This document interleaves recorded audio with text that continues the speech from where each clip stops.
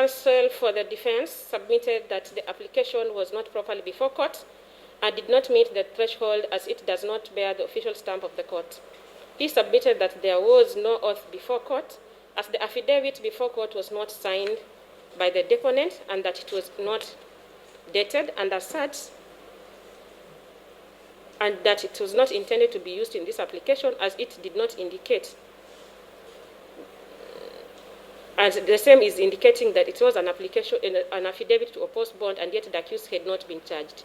He further submitted that the application was not properly before court, as Section 28 of the Public Health Act, under which the application is brought, does not give court powers to entertain such an application as the one before it. It was his submission that the applicant is not clear on which orders they wanted from court. The applicant was not clear as to whether they want the respondent held in isolation or to facilitate investigations. He submitted that the respondent had not taken plea and therefore cannot be held in prison facility. It was his submission that the court has no jurisdiction to commit someone who has not been charged to prison or correctional facility. He further submitted that even if the respondent was to be held for 14 days to facilitate investigations, then he cannot be held in a prison facility. He further submitted that there was no need to curtail the freedom of the respondent, as he is not a flight risk, and that the respondent was not going to leave the jurisdiction of the court, as the whole world is grounded, and there were no flights leaving the country, and therefore there was nowhere the respondent will run to. Counsel submitted that the respondent was put through medical tests and examination at the Coast General Hospital, which tests purportedly turned negative. However, upon being it was his submissions that the respondent was tested on 23rd of March this year, 26th of March this year, and 31st of March this year, and the results turned negative from COVID-19. The question that this court seeks to answer is whether or not omission to have the supporting affidavit dated amounts to procedural technicality.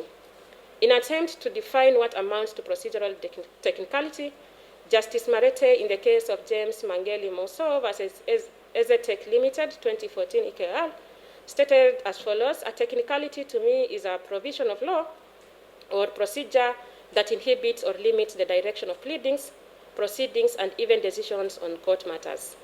Undue regard to technicalities therefore means that the court should deal and direct itself without undue consideration of any laws, rules, and procedures that are technical and or procedural in nature. Lastly, I wish to note that the application herein was brought under the wrong provisions of the law. Section 28 of the Act, under which the application was brought, has nothing to do with the isolation of patients. The section deals with the penalty for exposure of infected persons and things. The relevant section ought to have been Section 27 of the Act. In conclusion, having considered the application, the supporting affidavit, the submissions, the relevant provisions of the law, and the international instruments applicable herein, it is my finding that the reasons given by the applicant do not warrant this court to place the respondent in isolation at the Manyani GK prison. It is my finding that the application dated 6th day of April this year lacks merit, and the same is dismissed with costs. Republic versus Gideon Edmond Saburi. Who is present for the Republic?